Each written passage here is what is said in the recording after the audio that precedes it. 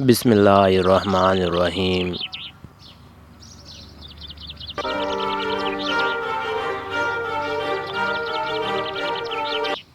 حدیث نبی صلی اللہ علیہ وآلہ وسلم، جب بندہ اعتراف کر لیتا ہے پھر توبہ کرتا ہے تو اللہ بھی رحمت کے ساتھ اس پر رجوع فرماتا ہے۔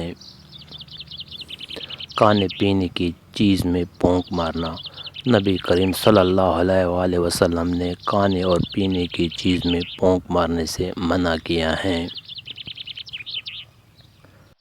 رسول اللہ صلی اللہ علیہ وآلہ وسلم نے فرمایا، ہمارا رب ہر رات جس وقت رات کا آخری ایک تہائی حصہ باقی رہ جاتا ہے، آسمان دنیا پر اترتا ہے، پھر فرماتا ہے، کون مجھ سے دعا کرتا ہے کہ میں اس کی دعا قبول کروں، کون مجھ سے مانگتا ہے کہ میں اسے دوں، کون مجھ سے مغفرت طلب کرتا ہے کہ میں اس کی مغفرت کروں۔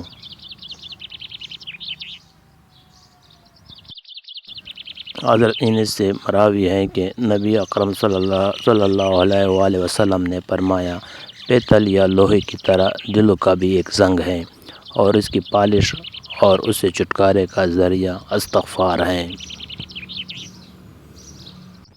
رسول اللہ صلی اللہ علیہ وآلہ وسلم نے فرمایا، جب جنتی جنت میں اور دوغشی دوغش میں داخل ہو جائیں گے تو اللہ فرمائے گا، جس کے دل میں دنیا میں رائی کے دانے کے برابر بھی ایمان تھا، اس کو بھی دوغش سے نکالو۔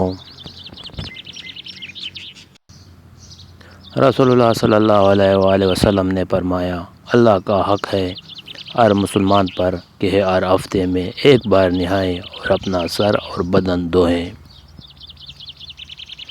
رسول اللہ صلی اللہ علیہ وآلہ وسلم نے فرمایا، اللہ تعالیٰ اس انسان کی طرف قیامت کے دن نظر رحمت نہیں کرے گا جو اپنا کپڑا تکبر اور غرور سے زمین پر گھسیٹ کر چلتا ہے۔ رسول اللہ صلی اللہ علیہ وآلہ وسلم نے فرمایا، ہر چیز کا پھل ہے اور نماز کا پھل دعا ہے۔ رسول اللہ صلی اللہ علیہ وآلہ وسلم نے فرمایا کہ اللہ تعالیٰ فرماتا ہے کہ میرے ذکر کے لیے وقت نکالو، میں تمہارے کام میں برکت عطا کروں گا، ورنہ دنیاوی کاموں کی کثرت تم پر اس کا دوست مسلط کروں گا کہ تمہیں فسرت ہی نہیں ہوگی اور سکون سے محروم رہو گے۔ رسول اللہ صلی اللہ علیہ وآلہ وسلم نے فرمایا، جو شخص بیت اللہ کا طواف کرے اور 2 رکعت نماز پڑھے، اس کا یہ عمل ایک انسان آزاد کرنے کی طرح ہے۔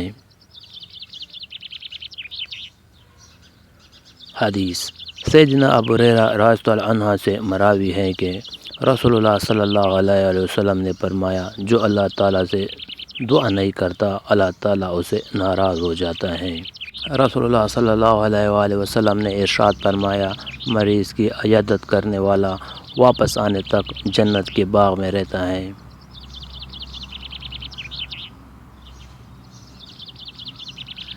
رسول اللہ صلی اللہ علیہ وآلہ وسلم نے فرمایا، آخر زمانے میں سب سے کم چیز جو ملیں گی وہ قابل اعتماد آدمی اور حلال پیسہ ہے۔